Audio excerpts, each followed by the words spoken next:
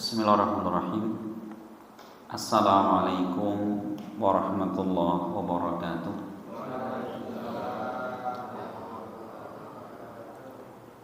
Alhamdulillah, wassalatu wassalam ala rasulillah wa ala alihi wa ashabihi wa man tabi'ahum bi ihsanin ila yaumiddin. Wa asyhadu an la ilaha illallah wahdahu la syarika lah wa asyhadu anna Muhammadan abduhu wa rasuluh sallallahu alaihi wasallam. Qala Allah subhanahu wa ta'ala, ya ayyuhalladzina amanu taqullaha haqqa tuqatih wa la tamutunna illa wa antum muslimun. Ya ayyuhan nasu taqu rabbakumul ladzi khalaqakum min nafsin wahidah wa khalaqa minha zawjaha wa batha minhuma rijalan katsiran wa nisaa'a wattaqullaha alladzi tasaaluna bihi wal arham innallaha kana 'alaikum raqiba. Ya ayyuhalladzina amanu taqullaha wa qulu qawlan sadida yuslih lakum a'malakum wa yaghfir lakum dhunubakum wa man yuti'illaha wa rasulahu faqad faza fawzan 'azima. Amma ba'd.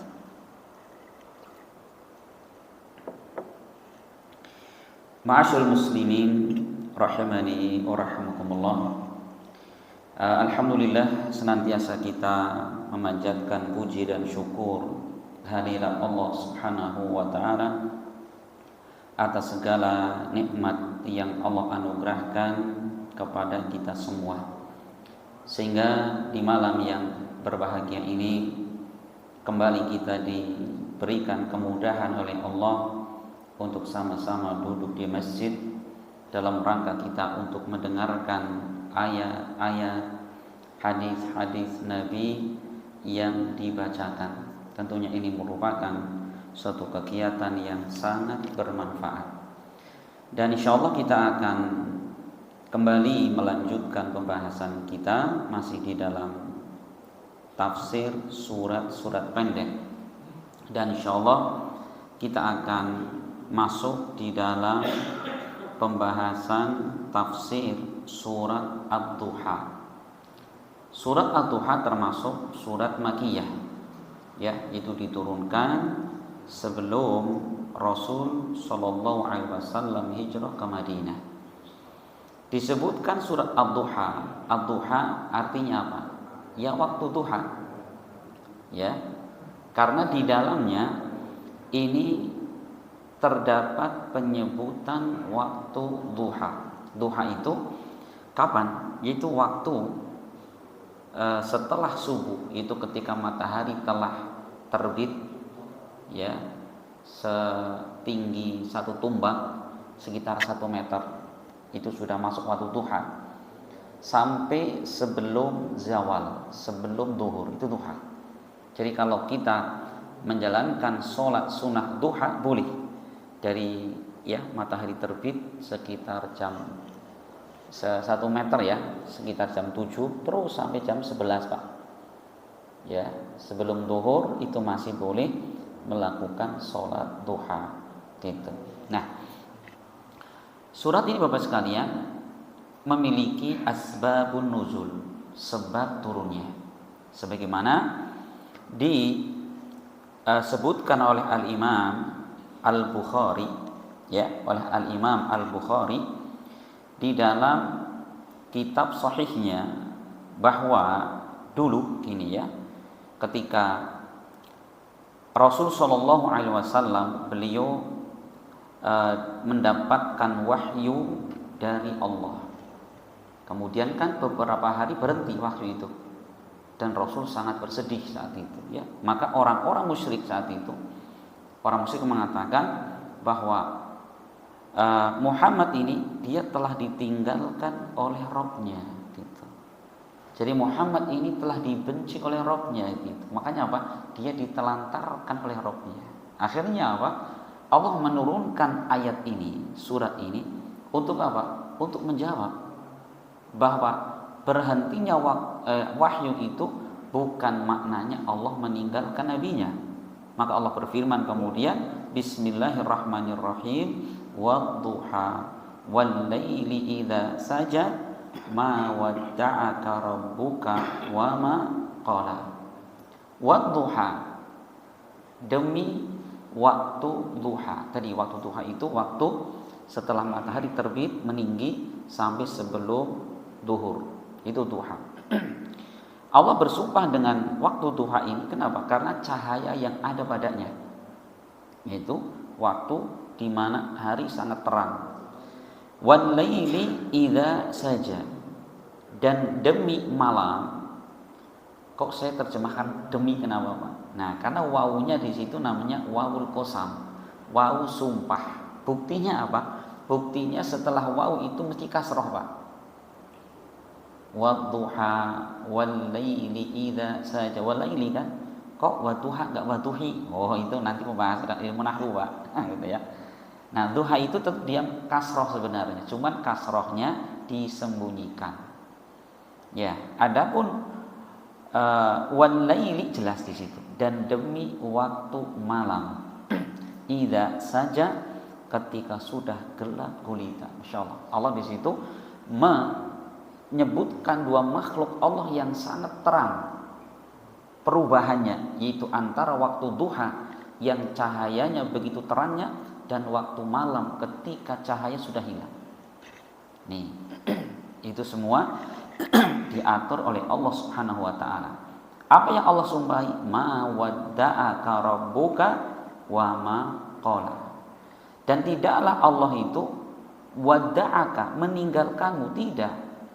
Wa ma qala, dan Allah juga tidak membencimu. Nih, insyaallah ya. Jadi Allah yang membantah, Pak. Apa yang diucapkan orang-orang musyrik ketika wahyu berhenti? Apa kata orang musyrik? Ini Muhammad dibenci Allah, ditinggalkan Allah.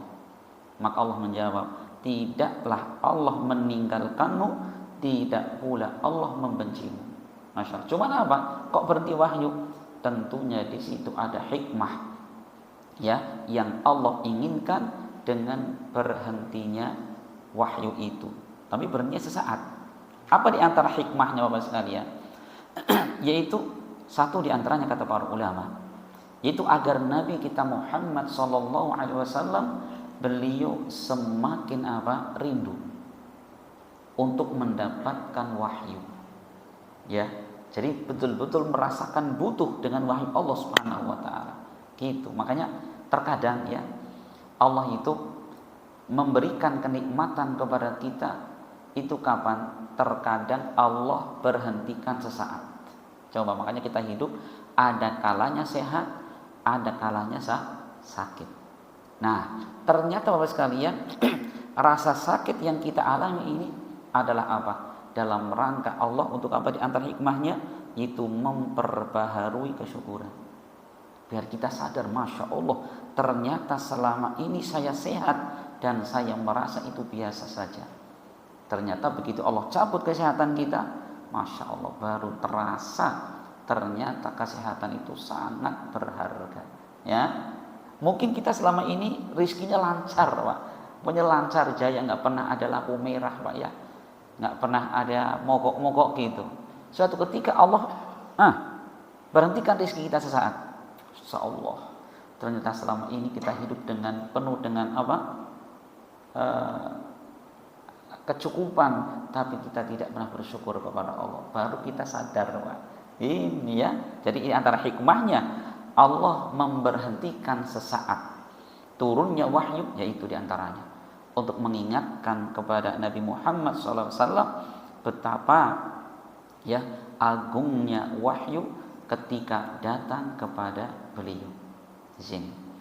Kemudian Allah menyebutkan walal akhiratu khairul laka minal ula, dan sungguh negeri akhirat khairun, itu lebih baik.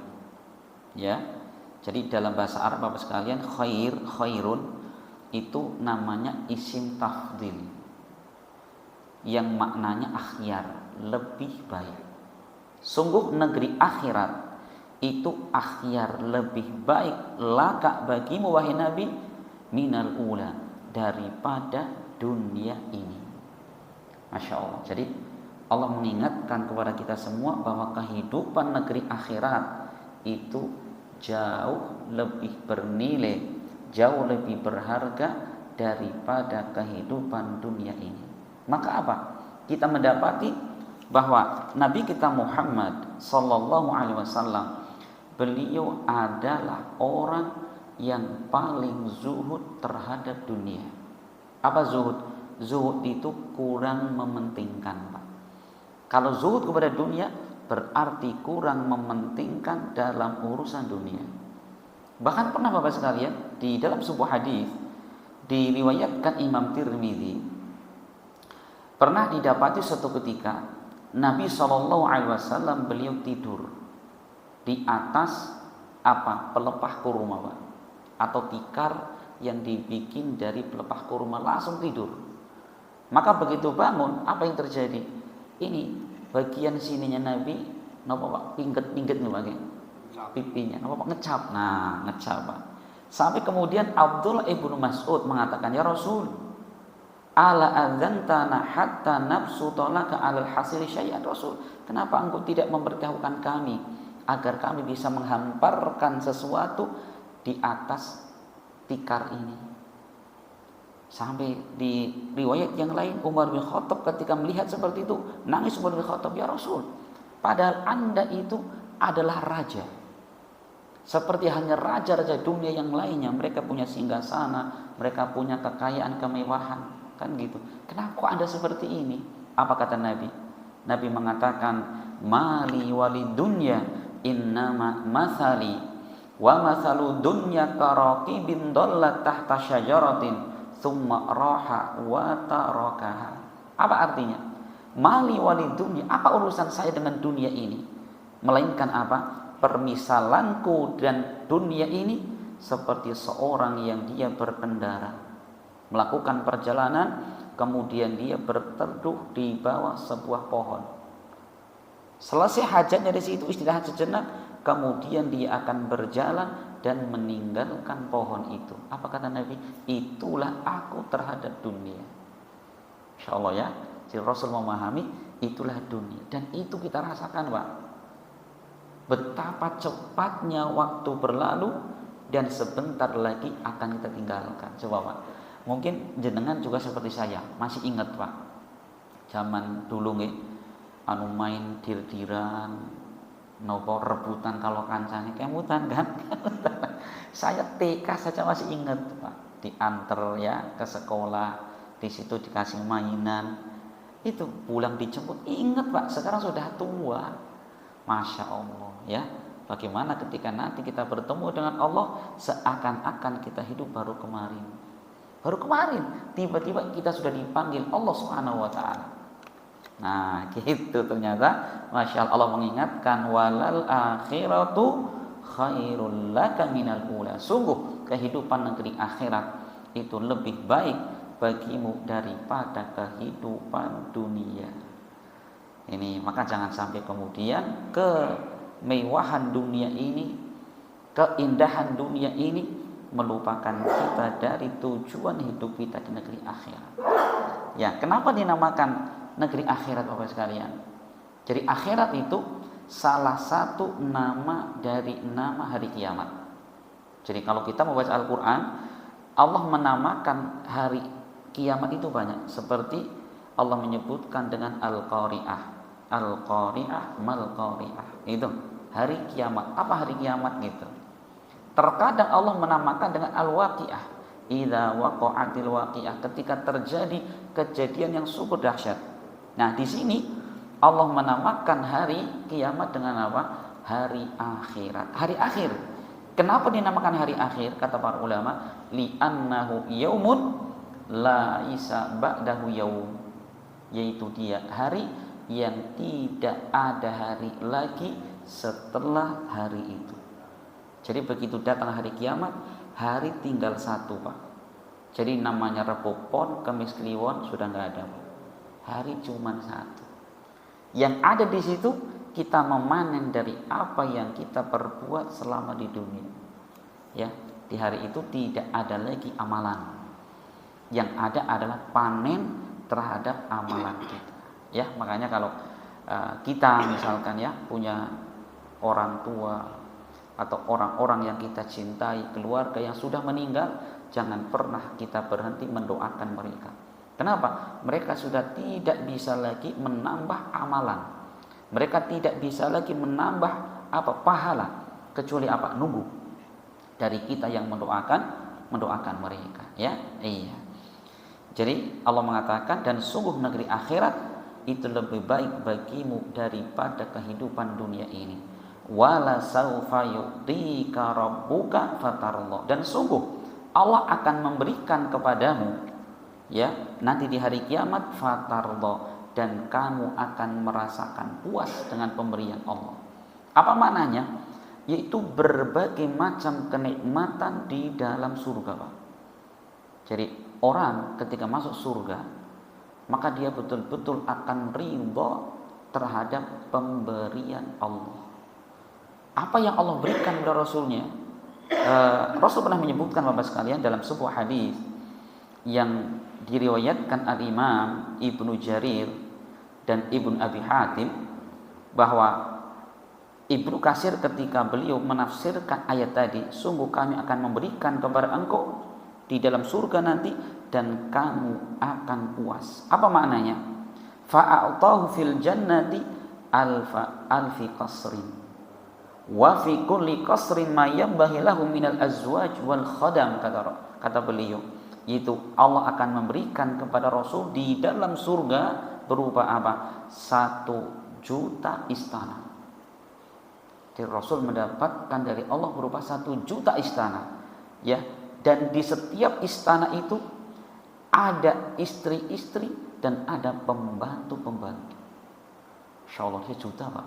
Bagaimana Rasul kemudian beliau memilih akhirat. Sampai beliau pernah mengatakan, ini menjelang wafatnya beliau, Rasul mengatakan bahwa sesungguhnya ada hamba dari hamba Allah, dia diberi pilihan oleh Allah antara antara tetap tinggal di dunia dengan dia segera bertemu Allah di dalam surganya.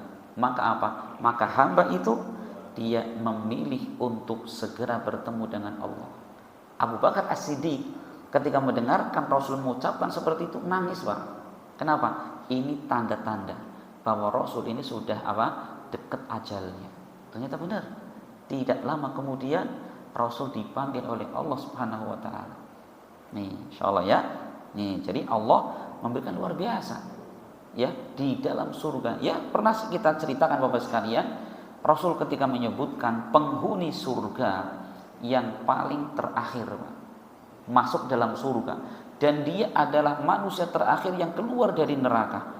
Apa balasannya? Dalam hadis diriwayatkan Bukhari Muslim, beliau mengatakan, wallahi innila a'lamu akhiran nasi khurujan minan nar akhiran nasi dukhulal jannah. Demi Allah, aku mengetahui manusia terakhir yang keluar dari neraka, dan dia merupakan manusia terakhir yang masuk dalam surga.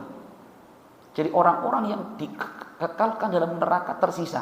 Nah, orang ini terakhir, Pak, yang diangkat. Nah, orang-orang beriman semua sudah di surga. Ini orang terakhir, Pak. Dia keluar dari neraka dalam keadaan wa huwa rajul yakhruju minan nari habwan. Seorang yang keluar dari neraka dalam keadaan dia berangkang, Pak. Dia terus menjauh dari neraka, masih terkadang terkena percikan api neraka, terkadang dia tersandung dan jatuh, Pak. Saking cepatnya dia lari, Pak. Begitu dia merasa aman dari neraka, dia lihat ke belakang, lihat ke neraka, sambil mengatakan, tabarakalladzi najjani minki, maha suci engkau ya Allah yang telah menyelamatkanku dari engkau wahai neraka jahanam. Sudah, dia pergi. Kemudian Allah datangkan pohon, Pak. Coba, orang di neraka yang dilihat adalah teriakan-teriakan, api yang menyala-nyala, darah, nanah di mana-mana. Tiba-tiba lihat pohon, Pak. Di bawahnya ada, Pak, gemericik air, ada angin sepoi-sepoi. Maka orang yang mengatakan, ya Allah, udnuni anhu li astadilla bidilliha wa ashraba min ma'iha. Ya Allah, tolong aku dekatkan ke pohon ini agar aku bisa berteduh di bawahnya dan minum dari airnya. Allah mengatakan, wahai hambaku, apakah andaikan aku berikan kepadamu ini, kamu akan minta yang lain? Dia mengatakan, wallahi Rabb, demi Allah ya Rabbku, aku enggak minta yang lain. Allah memastikan, janji ya Allah, silahkan. Dia mendekat ke pohon itu, Masya Allah Pak, nyeruput sekali seruput udah makser gitu Pak. Ya coba, di neraka bertahun-tahun loh Pak ya, dipanggang, dibelem, macam-macam gitu Pak. Begitu makser merasakan air luar biasa, ada angin sepoi-sepoi Pak ya.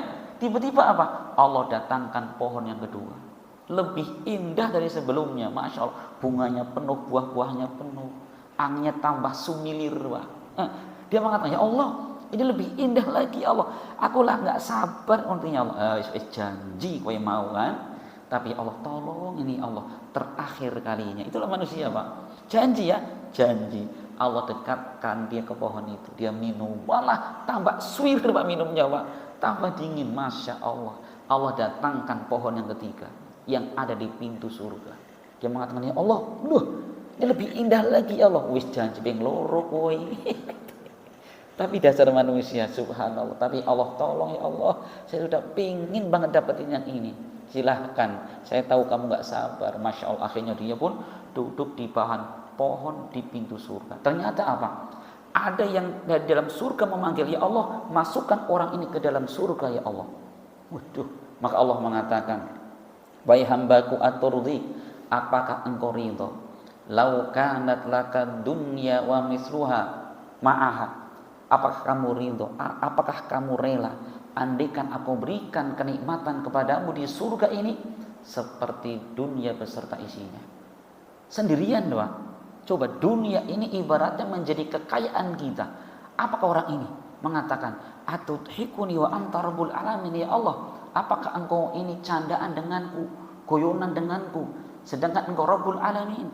Rasul ketika menjelaskan hadis ini beliau tertawa. Apa iya Allah guyonan sih? Ya, Rasul pun tertawa. Ibnu Mas'ud yang melihat Nabi tertawa ikut tertawa, Pak. Maka setiap kali Ibnu Mas'ud menjelaskan hadis ini, beliau selalu tertawa. Saking lucunya, apa iya Allah mau candaan? Kemudian Allah mengatakan, ya walaka mislu asyri amsalid dunya. Di surga ini engkau mendapatkan kenikmatan seperti 10 kali lipat dunia beserta isinya. Insyaallah Pak. Ini orang yang paling terakhir masuk surga. Ternyata Pak, 10 kali lipat dunia beserta isinya. Siapa yang enggak ridho? Semua orang enggak ridho Pak. Ya. Masya Allah. Ini makanya Allah mengatakan, wala saufa yu'tika rabbuka fatardah. Dan sungguh Allah akan memberikan kepadamu dan engkau akan merasakan kepuasan. Itulah yang makanya tadi kita di dunia ini silahkan menikmati, tapi jangan sampai kemudian melupakan tujuan inti kita, yaitu negeri akhirat. Iya. Kemudian Allah mengatakan, alam yajidka yatiman fa'awa. Allah sebutkan nikmat kepada Rasulnya. Bukankah dulu Allah mendapatimu yatiman, dalam keadaan engkau yatim, fa'awa, kemudian Allah lindungi kamu, ya kan? Dulu kan Nabi kita Muhammad SAW, beliau terlahir dalam keadaan ya yatim. Jadi Rasul masih di perut, ya bapaknya yang bernama Abdullah wafat. Begitu Rasul Jibril lahir, maka beliau sudah menyandang gelar apa? Yatim. Itu Pak. Makanya ketika itu kan ibunya Rasulullah Aminah bintu Wahab ini memiliki kebiasaan orang Arab, kalau anak kecil itu disusukan kepada orang Arab Badui. Apa fungsinya? Apa manfaatnya? Satu, itu agar bahasa mereka terjaga. Kalau bahasa orang Badui, jadi masih terjaga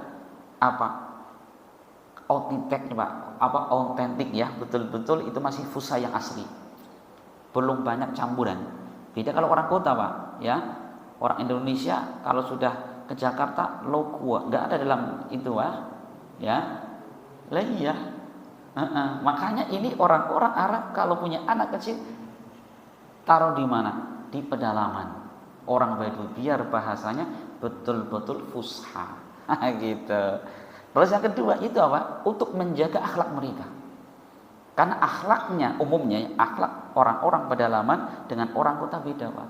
Onggah-onggohnya udah berkurang kalau kota, ya kan? Wong kota, kalau nggak geber-geber motor udah untung, Pak, gitu ya. Tapi kalau anak kampung, masya Allah, onggah-onggohnya, monggo Pak, assalamualaikum, gitu lah.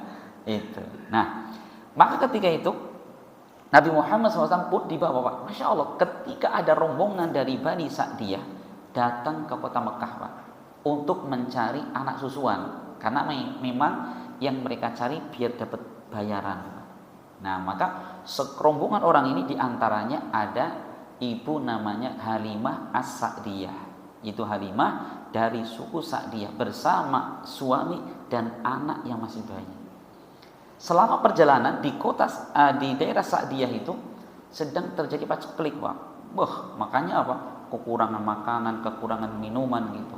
Sampai perjalanan ke kota Mekah itu, ini ontanya mogok-mogok terus, Pak. Anaknya sepanjang jalan nangis terus. Kenapa? Karena apa? Kehausan. Tetek ibunya nggak ada susunya, Pak. Ibunya nggak minum. Ontanya juga mogok-mogok kan nggak ada susunya, Pak. Nah, begitu datang ke kota Mekah, semua orang ini ketika ditawari bayi ini, namanya siapa? Muhammad. Bapaknya namanya siapa? Udah meninggal, ngapunten lambetan sios gitu, Pak. Coba setiap orang ditawari bayi Muhammad nolak semua, Pak. Ini anak yatim, apa bayangan mereka? Ya paling bayarannya cilik. Gitu. Masya Allah. Akhirnya apa? Nah, Allah menentukan lain.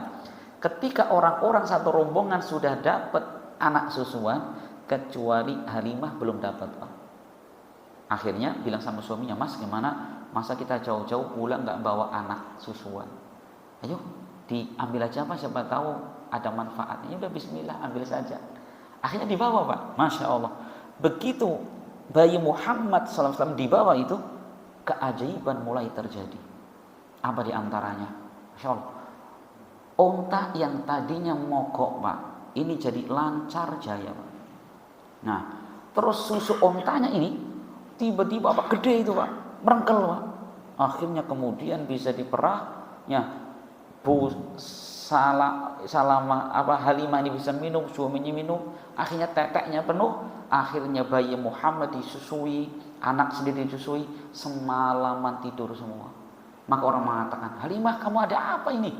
Tadi berangkatnya ontanya paling mogok, sekarang lancar jaya, kenapa? Kita juga nggak tahu ada apa, coba. Ini baru membawa bayi Muhammad ini, keberkahan sudah mulai muncul ini. Nah, maka sudah sampai akhirnya kemudian begitu Muhammad bayi SAW sampai ke kampung Sa'diyah itu, keajaiban banyak sekali. Ya, nah suatu ketika kemudian apa? Kejadian luar biasa. Muhammad kecil itu lagi main sama saudara sesusuannya itu. Kenapa? Didatangi seorang asing, Pak. Kemudian Muhammad kecil dibelah dadanya. Ya, ternyata yang datang malaikat Jibril. Ngambil hatinya, kemudian dicuci dengan air Zam-Zam. Nah, maka saudaranya mengatakan, ya ummi, wahai ibu, Muhammad kutil, Muhammad dibunuh gitu. Langsung ibunya ngejar ke tempat yang tadi anak dua bermain, didapati Muhammad itu sangat pucat sekali dan didapati dadanya ada bekas luka, Pak. Zaman dulu belum ada jahit, Pak, tapi ya dengan izin Allah langsung bisa, Pak. Nah, maka Halimah sangat takut, Pak. Kemudian apa? Dikembalikan kepada ibunya. Siapa nama ibunya? Aminah bintu Wahab. Aminah bintu Wahab dikembalikan, Pak. Diceritakan seperti ini. Sudah akhirnya Muhammad pun bersama dengan ibunya.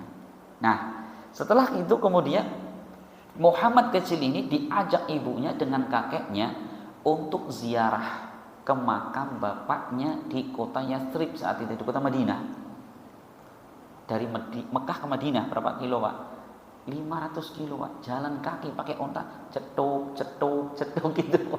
Muhammad kecil, Pak, baru umur paling 4 atau 5 tahun. Masya Allah, 6 tahun, kita 6 tahun. 6 tahun TK berarti, Pak, ya? TK besar gitu, Pak. Masya Allah, jalan 500 kilo, Pak. Belum ada bis, belum ada kereta cepat, Pak. Cetuk-cetuk harinya, Masya Allah. Begitu sudah sampai di Yathrib, saat itu kota Madinah, sudah ziarah, kemudian hendak pulang ke Mekah. Apa yang terjadi? Ibunya sakit parah dan ternyata meninggal di tempat itu. Lengkaplah ya, di usia 6 tahun Muhammad SAW beliau apa? Ditinggalkan ibu tercintanya. Masya Allah, yatim. Kalau pas kita yatim piatu, Pak. Ya, jadi yatim itu adalah anak yang belum balik dan ditinggal mati oleh bapaknya. Itu yatim. Syaratnya apa? Belum balik. Berarti kalau kayak kita ditinggal mati bapak kita, bukan yatim lagi, Pak. Nanti kita harus disantuni. Bukan ya, kita sudah ex ya, yatim gitu ya. Kita udah gak yatim lagi. Ini Masya Allah ya. Yang meninggal bapaknya, berarti kalau yang meninggal ibunya bukan yatim mereka. Ingat ya, jika yang meninggal bapaknya. Kalau kita kan enggak ya. Pokoknya kalau yang meninggal satu yatim, dua-duanya piatu gitu ya. Nah itu kamus dalam syariat nggak ada seperti itu, Pak. Nih, kemudian akhirnya sama siapa? Beliau diasuh oleh kakeknya yang bernama Abdul Muttalib, diasuh. Cuma 2 tahun, Pak. Begitu 2 tahun diasuh, kakeknya meninggal. Berapa umurnya? 8 tahun. Masya Allah ya, 8 tahun kakeknya meninggal. Kemudian diasuh oleh siapa?